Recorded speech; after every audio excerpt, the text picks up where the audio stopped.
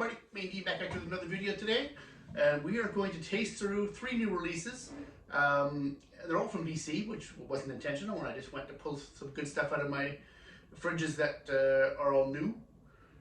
They ended up being all from BC. So first we're going to go over here. I'm going to taste 2021 Pinot Gris Skaha Bench from Blasted Church. So full disclosure, and I always think it's important to mention this. If you watched my videos before, you know that my friend, my old high school buddy, owns Blasted Church. I did not pay for this bottle. I also did not pay for the Liber Riesling, which we'll do at the end. This one I did pay for. So, but I've always told my buddy Sean, the only thing I'm going to guarantee him is an honest and fair review. I'm not going to favor his wines because he gave it to me. I hope it's good. We have a guest star. Someone decided to join us. You may have heard the whining outside the door. There's just no use in fighting that. And when you got a dog, you understand. There's no use in fighting for that. Let her in. Hi. Okay. 2021 Skaha Bench Pinot Gris from Blasted Church. Oh, very fruity. Wow. Reminds me actually of, you know, those fruit cups you used to eat as a kid, or maybe you still do eat them. Pear, pineapple,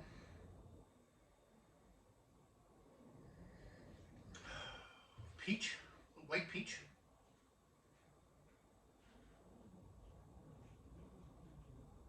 Yeah, very fruity, like literally like a fruit cup, probably without the maraschino cherries.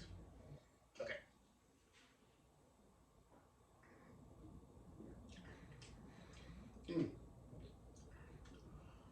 So palate's similar to the nose. It's a little bit like one of those fruit cups without the sweetness. Those fruit cups were sweet, and this is not. It's dry. So I'm getting pear, nectarine, pineapple, maybe a little bit of guava.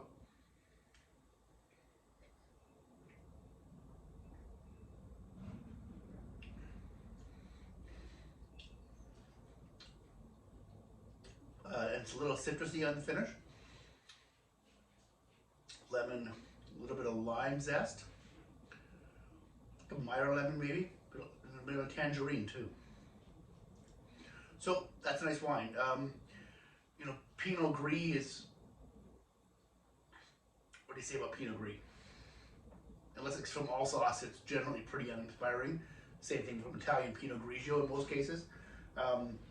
This is perfectly fine. This gets, I would give this 86 points. Well-made wine. If you're a fan of BC Pinot Gris, there aren't too many that I'd say are better than this. I'm not sure if I can name one off the top of my head. I don't drink a ton of Pinot Gris.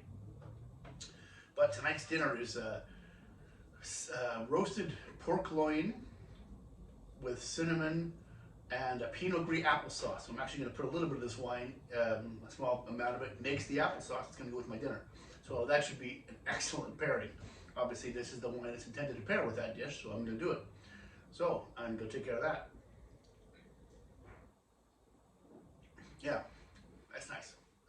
21 bucks, I think. Maybe 24, I would tell you that on the screen. Perfectly good. Let's see what's next. Okay, wine number 2 is a 2020 Bonafide from Black Hills. This was a new wine. The first year they produced this. I don't know if they're doing it anymore. I'm not sure. I guess we consider this their entry-level Bordeaux-style blend. I had to write down the percentages here because it's tough to remember. 65% Merlot, 15% Syrah, 8% Malbec, 8% Carmenere, 4% Barbera. I don't know how much Barbera we have in BC.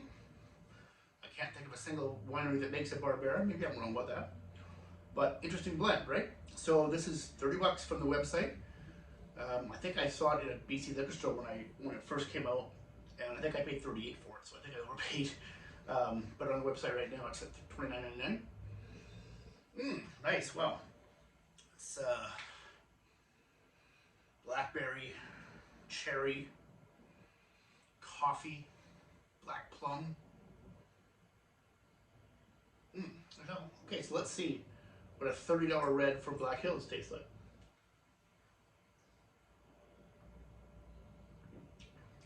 Oh, tastes not too bad.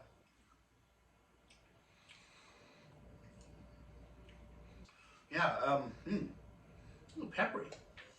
First thing I really noticed is pepper. white pepper, I think.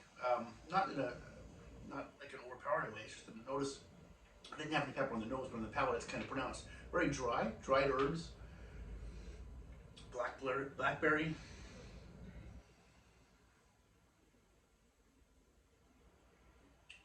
cassis, plum, acidity's medium plus, tannins are medium plus, maybe medium to medium plus, not that intense.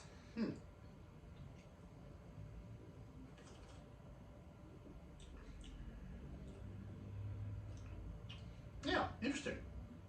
I wonder what the Barbera brings to the table. I'm not really that familiar with Barbera. I've had a few from Italy, of course, but I wonder what the point of that would be. I don't get a lot of Perazines. I don't get Carmenere doesn't scream at me here.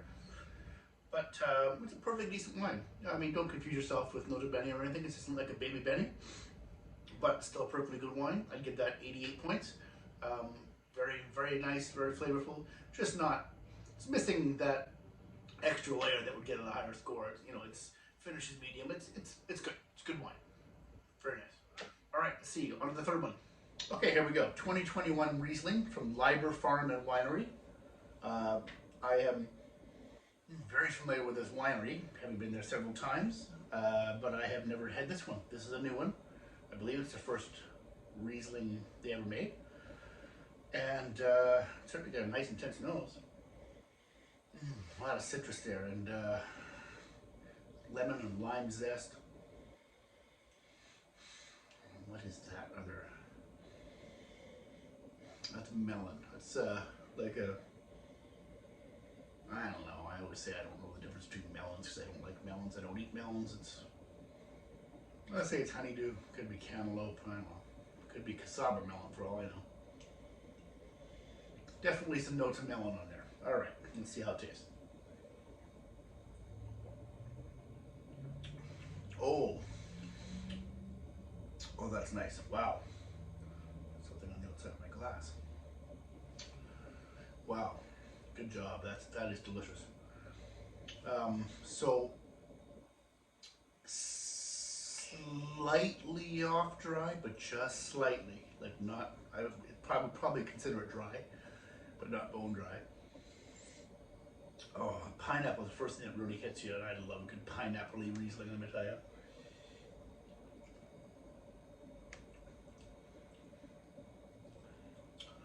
Some white peach. Look, there's some more tropical fruits, like maybe a papaya coming up there.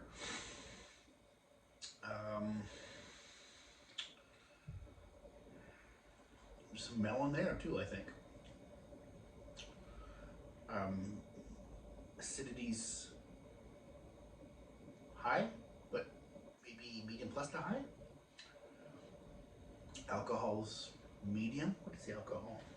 13.6. So that's actually pretty high, but it doesn't come across on the wine at all. What's it say in the back here?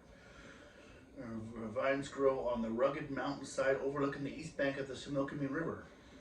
Barrel ferment a portion of this memorable wine in French oak, lending a depth of character to its fresh exuberance. All right, I would agree with that. Fresh exuberance. You know, someone should name their wine that. Here's the 2022 Fresh Exuberance. I bet you it's a seller. If there's any winemakers watching this, you can have that one for free. Well, that's nice. That is a really nice Riesling. Medium plus finish.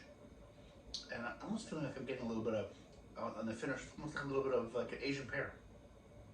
And maybe even Bosque pear. It really starts pineapple, and then it totally changes through the mid palate and to the finish. Yes, excellent. Highly recommend. Pretty sure this is 25 bucks from the website. That is the Tasty Riesling. That is 89 points, and that is a really nice Riesling for that price. It's begging to be drank with, well, even on the patio it's a sipper, but I would pair that with some pork, grilled pork tenderloin with maybe a peach compote or something like that. Lovely. All right, well that's it for this video. I hope I've given you some ideas of some wines to go get. I'm going to go drink some more of this. If you like this video, please give it a like. Subscribe to the channel. It helps me out a ton. And stay tuned for lots more good videos coming up. Until next time, drink great wine. See you soon.